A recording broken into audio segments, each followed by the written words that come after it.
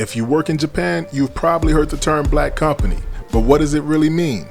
A black company is a business that exploits workers with long hours, low pay, harassment, and all sorts of tricks to get around giving their employees what they're legally owed.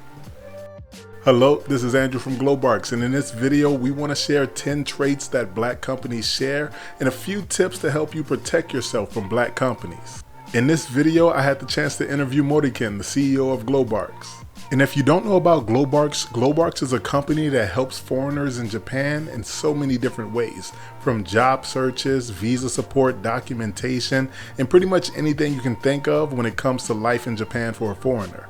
So if you need help or support with life in Japan, contact Globarx, Andrew at globarx.co.jp. And with that being said, let's get started. In a nationwide survey by Shikigaku, a Tokyo-based consulting company, they found that almost 40% of respondents say they have worked for a black company. There are lots of signs that you can look for to notice if you're dealing with a black company. The first sign that we have in this video, unpaid overtime. Unpaid overtime. Why is this a sign of a black company? This is a typical sign, typical features of every company. This is simply illegal, right? Yeah. Moriken also has some tips on what to do if you're in one of these situations where you're not getting paid your overtime. We should record finishing time of your work. So simple one is okay. For example, spreadsheet, Excel, you can write it down on the sheet when you started to work and then when you finished working. Other one is your email or lines or chats. So you should get some screenshot or something so that you can prove over time work. So document everything. Yes, document evidence. Yes, so you need a lot of proof to show that you worked overtime and that you need to be paid. Excessive overtime.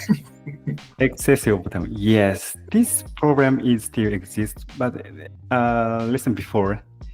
Japan has law to restrict their hours of overtime. Around 2015, Japanese Hatarakikata Kaikaku. This is like Japanese government started some policies and to reduce workers' working hours. So it works. So now it's reduced. If you have 80 hours of overtime working every month, it's illegal actually. No work-life balance, so little to no time off. Also, it says you are discouraged from taking paid leave or guilt-tripped if you do so. Actually, it could be illegal because a Japanese company have to give paid leave, and then so the workers have to use that 5 days in a year, so at least. This is law. It's mandatory. Those 5 days, you have to have at least 5 days. Yes, it's mandatory. Are companies allowed to guilt trip employees? Because this one's a little No. This is because this is the right of the workers' rights. Yeah, it's workers' rights, but consult their boss in advance and their colleagues in advance is better. Our next warning sign is a high turnover rate. New coworkers come and go consistently, and some quit within a few days or a few Yes, it is the sign of a company. It's kind of sign. The working environment is not comfortable for many people. Hiring someone is costly for companies. So keeping workers in the company for a long time is reasonable for companies. Because no one wants to work for a black company.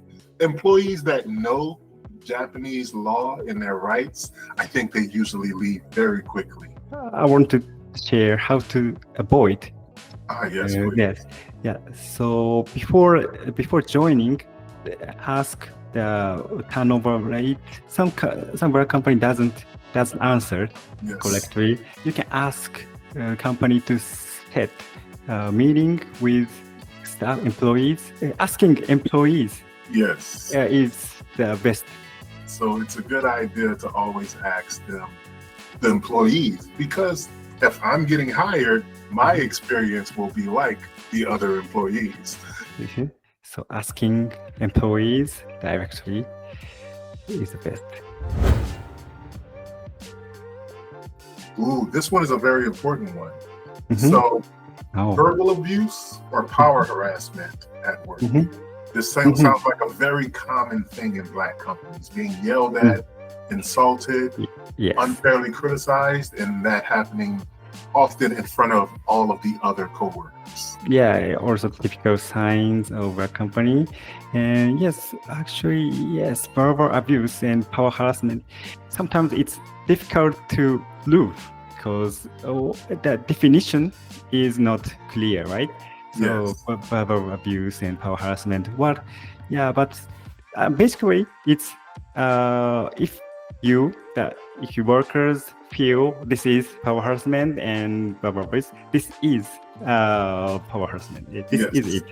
Yes, but you can prove so exactly the word. So maybe you can record it, or you can write it in the memo, and then so when, what date, what time, so or who said what, who said something to you.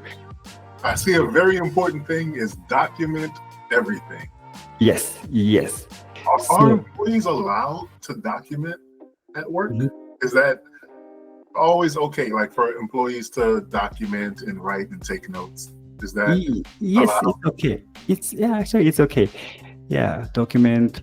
But recording is the best way. Yeah, it's okay. Yeah, it's the right for workers. Without evidence, it's very difficult to prove that. So if your boss says, "I didn't say," you cannot prove that. So always best to record and have concrete evidence. Yes, exactly. Unclear job descriptions. Okay. So when you're hired for one job, but you're forced to do unrelated tasks or unrelated work. It's the sign actually. But if it's intent, it's on purpose. Yeah, company knows and then do that on purpose. Yeah, it's actually not good. It's illegal. It's cheating on the candidates. So definitely something to look out for. And again, like you say, documenting. If you can say in your contract, this is my job and my role, that is good proof for what you're responsible for.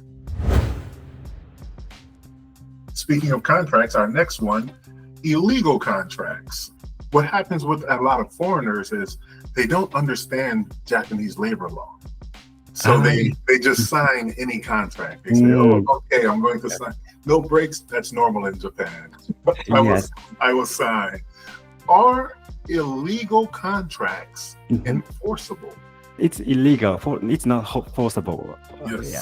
Yes. And so you don't have to sign the illegal contract, but lots of foreigners don't notice that if it's illegal or not, right?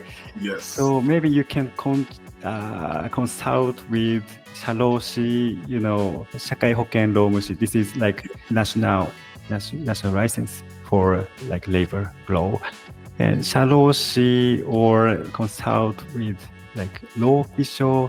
労基署 means organization of labor law. So they are always with workers. Yes. Standby workers. So you can contact. This is free, actually.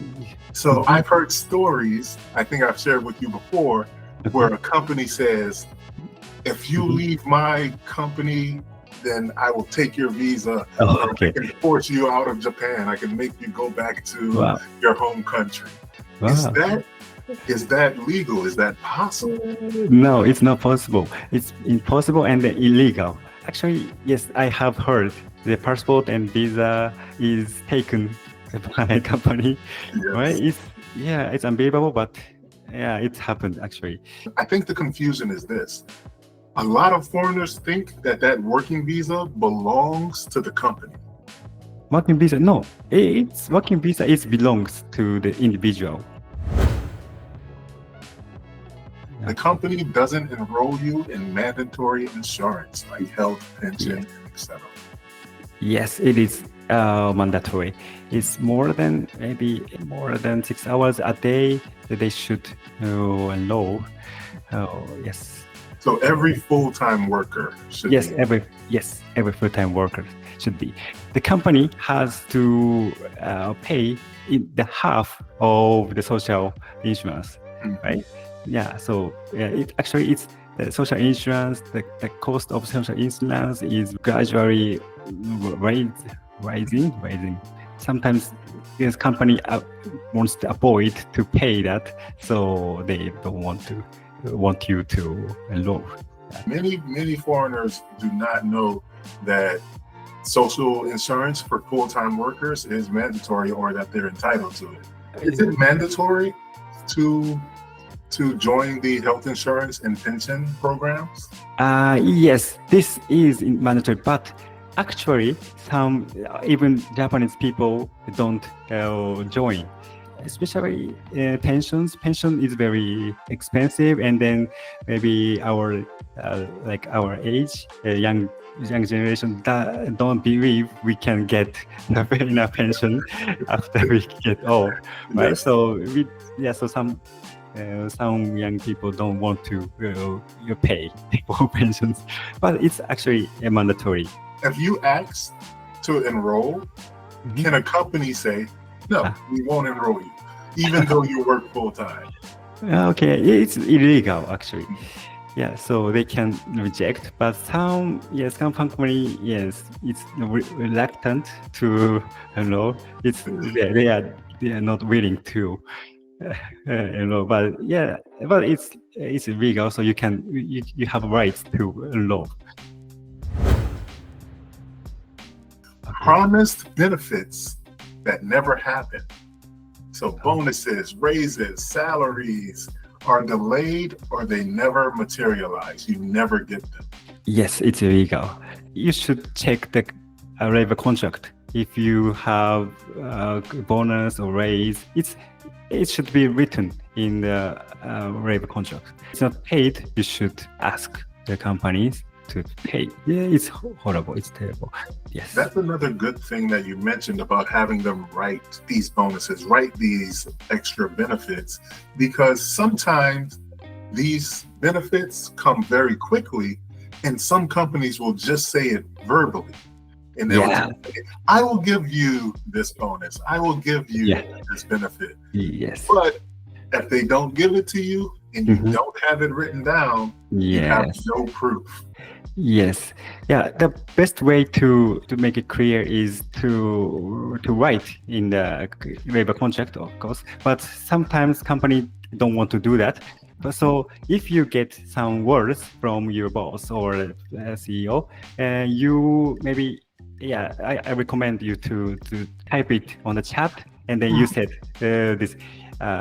Yes, I heard you said. You pay bonus and raise, and then you can get it on the document. Yes. Yes. Some kind of written proof. The written proof is very important. Also fine if they record verbally, if it's verbal and they have a voice recording, or is that a little sketchier? Yes, actually it's difficult, but of course the best way is to get their allowance, right? Before recording, right? Yeah, recording without allowance it's actually common in Japanese. Without recording, without allowance, I think it's the right of the workers. I think you said it perfectly. They can do it, but it is kind of rude. Yes, Quite yes, rude. kind of rude. And yeah, so yes, I don't recommend do that because it's kind of rude and it's not like sincere behavior. Yes. Yeah. You should be grateful to work here culture. The Mhm. company acts like it's doing you a favor and discourages any complaint. So if you have any complaint or any worry, if you say, I'm not having a break at my job, I'm tired, your company says you should be happy to work here and don't stop complaining. They don't really listen to you. It's not unhealthy culture, right?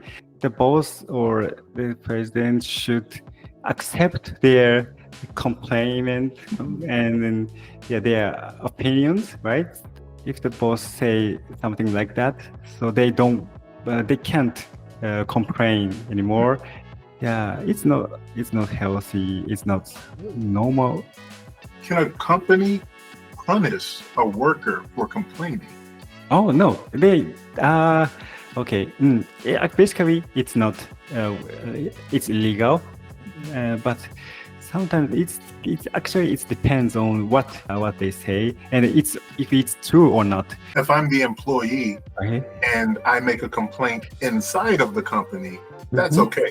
But Yes, if I make a complaint to the customer and say, oh, we don't, whatever, I make my complaint to the customer, that hurts the business. yes, So that hurts that me. part is bad. The employee cannot do that.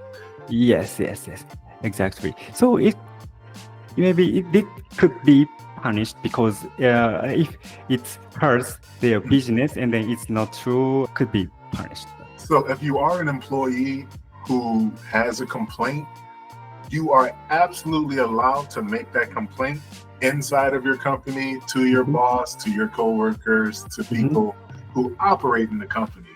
But do not make the complaints to people outside of the company. Because if it does hurt the business, I have heard that is illegal on the employee side. And even that companies can try to sue their own employee for intentionally hurting their business. Yes, absolutely. And if in the inside, if you say something bad about company to your colleagues, and if it's not true, and your words make coworkers down or their coworkers morale. If you have a negative impact on Negative impact. business. Yes, and if your boss or president say don't do that, don't say that, if it's reasonable and you don't stop it, maybe you can be punished because they won't, right? They won't once and you didn't stop, all right?